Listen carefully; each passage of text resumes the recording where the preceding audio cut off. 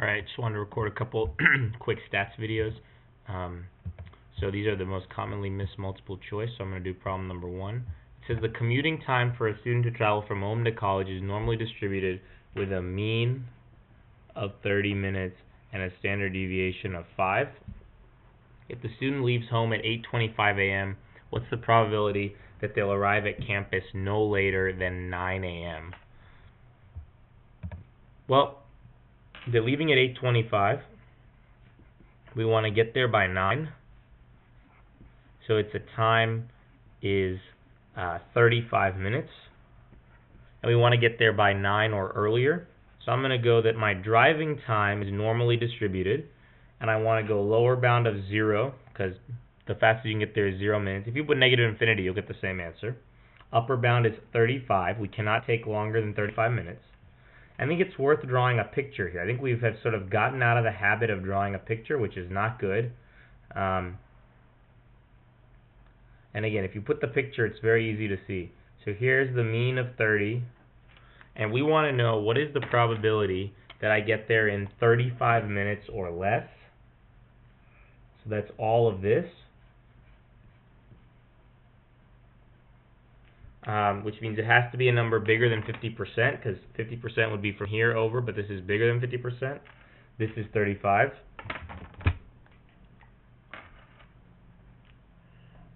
And then the mean is 30 minutes, and the standard deviation is 5.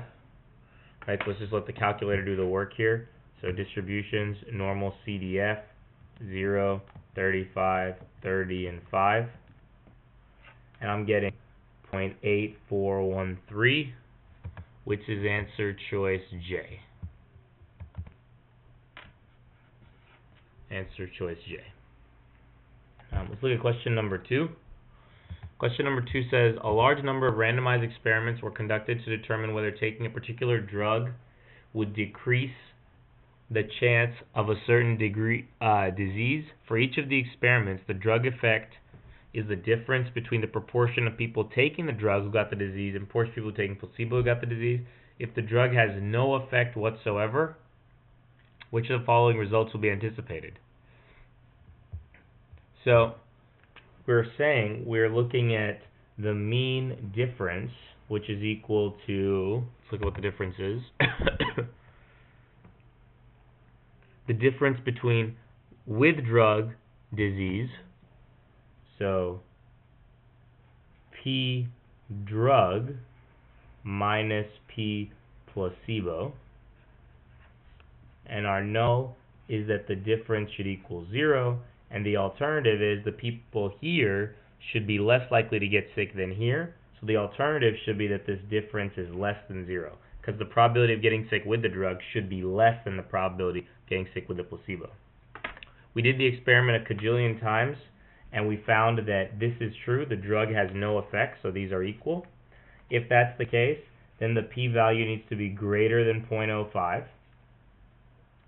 The confidence interval needs to include 0, because remember, if the confidence interval includes 0, then there is no significant evidence. And if we're concluding that this is about 0, this mean difference is about 0, sometimes we'll get a positive number here, sometimes a negative number, but on average, if we do the experiment a million times, sometimes positive, sometimes negative, on average, we'll get about 0. So the answer is E, all three of them. The p-values will be greater than 0.05 for 95% of the experiments, true. Equal number of experiments, about equal, showing positive and negative, true. And when 95% of the confidence intervals are constructed, they include 0 90% of the time. Absolutely right. Correct answer is E on this problem. Hope these videos are helpful, and I will see you all on Monday.